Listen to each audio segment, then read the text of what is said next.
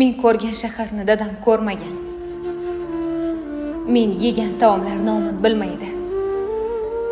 Ichida ming bitta havasi bor-u, o'ziga bizchalik ravo ko'rmaydi. Men qimmat divanda uxlab dam olsam, dadam qayerdadir ishda navbatchi. Oliy ma'lumotli bo'lishimgayam uyda o'qimagan onam sababchi. Menga olib bergan telefonlari ko'cha-ko'yda menga obro' beradi. Sog'insa qo'lidagi knopkalardan erinmay birma-bir raqam teradi.